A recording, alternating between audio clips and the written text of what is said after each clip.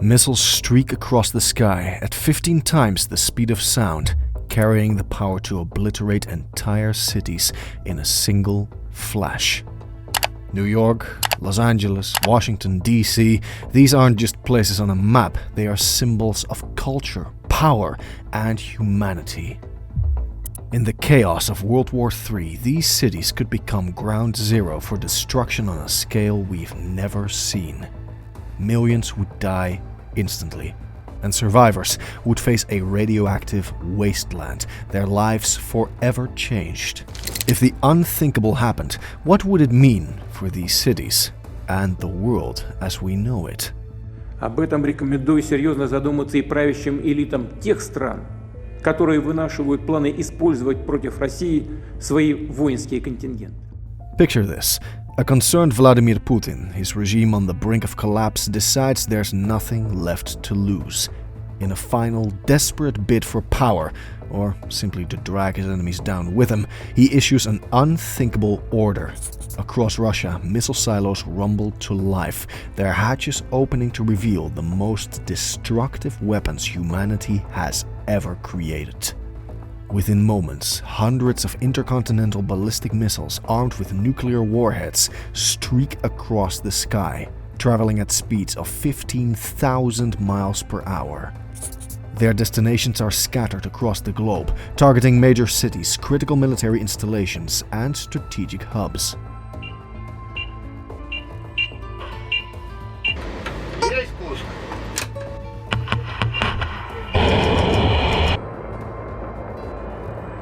This scenario, while terrifying, is not impossible.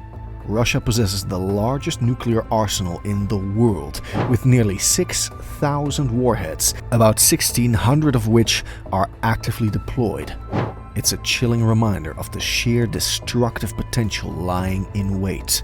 Though many experts agree that a large-scale nuclear war remains unlikely, tensions between nuclear-armed nations mean the threat can't be entirely dismissed.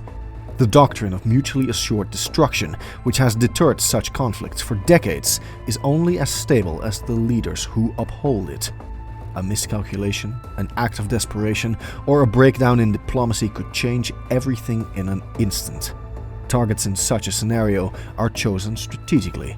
Military bases housing nuclear weapons would be high on the list, as disabling an opponent's ability to retaliate is a critical goal in any nuclear strike. But military sites aren't the only targets. Cities with significant economic, political, or symbolic importance would also be in the crosshairs. Destroying these places wouldn't just cause immense casualties, it would disrupt supply chains, communications networks, and entire economies, plunging the affected nations into chaos. They're supposed to travel at many times the speed of sound. They fly relatively low, making them harder to see until it's too late, and with what can be a pretty unpredictable flight path. So what do we know? The technology behind these missiles makes this scenario even more alarming. Traveling faster than the speed of sound, they can reach their targets in under an hour. Early warning systems might detect the launch, but the time to react is devastatingly short. Evacuations would be nearly impossible. For those on the ground, the first sign of the attack might not be the launch itself, but the sudden, blinding flash of a nuclear explosion. According to the study, the severe damage zone where there's the greatest impact extends just beyond the south lawn of the White House right there. From that point this way is the moderate damage zone. Colonel Larson. When it comes to a nuclear attack, Washington, D.C. would be an obvious first target. It's the heart of American power, home to the Pentagon, the headquarters of the U.S. Department of Defense. For an adversary like Russia, striking the Pentagon would be a way to disrupt America's ability to respond quickly. It's not just a building, it's the nerve center for the US military, coordinating everything from defense strategies to nuclear countermeasures. Losing it, even temporarily, would throw the entire country into disarray. The immediate effects of such a strike are staggering. A nuclear explosion over Washington, D.C. would kill over 500,000 people instantly. The fireball alone would vaporize everything within a half-mile radius, leaving nothing but ash and debris. The shockwave that follows would be just as deadly, flattening buildings up to 4 miles away. That means landmarks like the White House, Capitol Hill, and the Supreme Court would either be destroyed or heavily damaged. These are more than just symbols of power, they house the people who govern the nation. If government leaders were in the city at the time, many of them would likely perish in the attack. But the destruction doesn't end with the blast itself. For those who managed to survive the initial explosion, the aftermath could be even worse.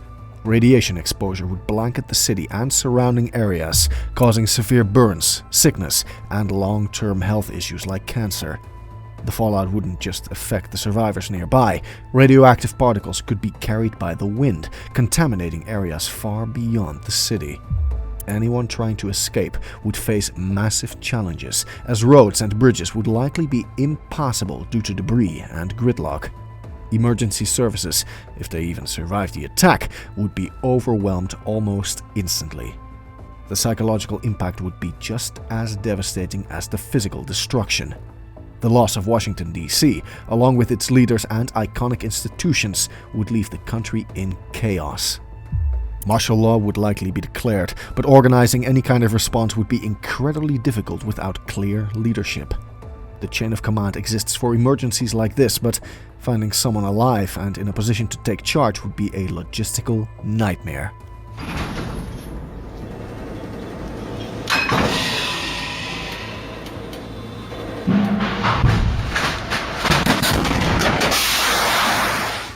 If Washington, D.C. were the first target in a nuclear strike, the next logical step would be to go after America's nuclear capabilities.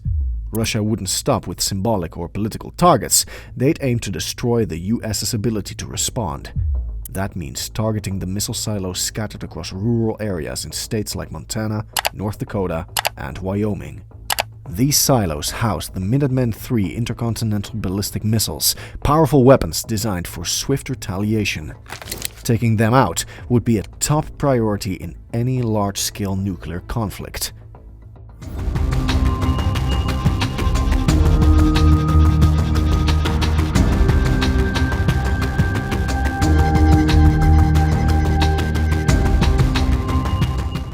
One of the key locations is the Malmstrom Air Force Base in Montana.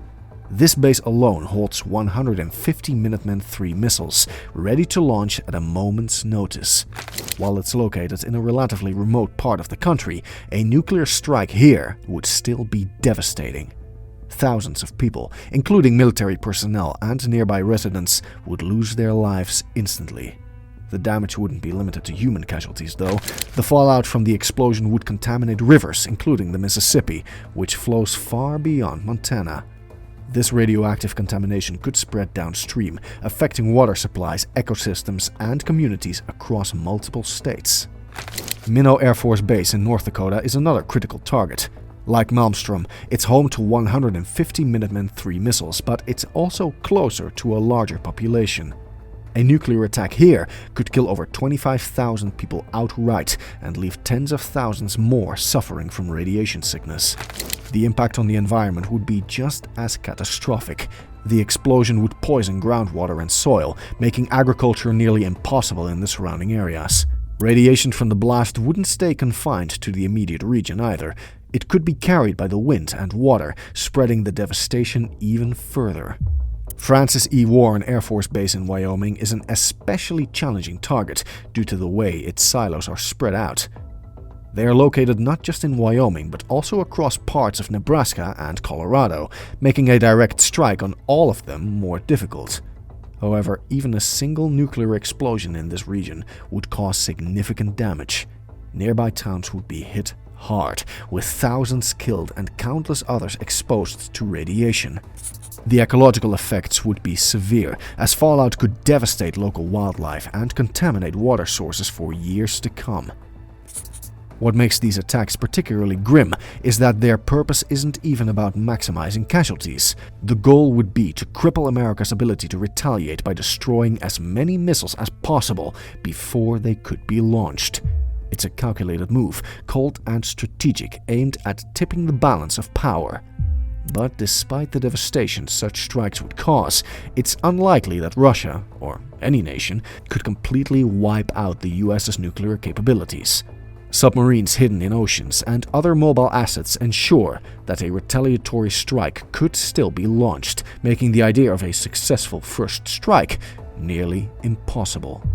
In the event of a nuclear strike, military targets wouldn't be the only ones in danger. Major civilian cities would also be at the top of the list, chosen for their economic, cultural, and symbolic importance. The devastation in these urban centers wouldn't just be about the staggering loss of life. The destruction of infrastructure, long-term radiation fallout, and the collapse of systems essential for survival would make these places uninhabitable, turning bustling metropolises into wastelands. Take New York City, for example. It's not just a city, it's the financial and cultural heartbeat of the United States, recognized worldwide as a symbol of American power. A nuclear strike on Manhattan would be nothing short of apocalyptic. Within moments, 1.5 to 2 million people would be killed instantly. The blast itself would flatten entire neighborhoods, leaving iconic landmarks like the Empire State Building and the Statue of Liberty reduced to rubble. But the shockwave wouldn't stop at the city's borders. Millions more, perhaps 3 to 5 million, would suffer injuries from burns, radiation, and collapsing buildings. Survivors would face impossible odds. Manhattan's dense infrastructure, its bridges, tunnels, and subways would likely collapse or become impassable. Those lucky enough to escape the initial blast would find themselves trapped in a city with no safe way out. Fallout from the explosion would blanket the area, poisoning the air, water, and soil. The radiation wouldn't just impact New Yorkers, it could spread far beyond, carried by wind and water, contaminating surrounding regions. What once was one of the busiest, most vibrant cities in the world would become a lifeless zone of destruction. So, what are your thoughts on this? Let us know in the comments below.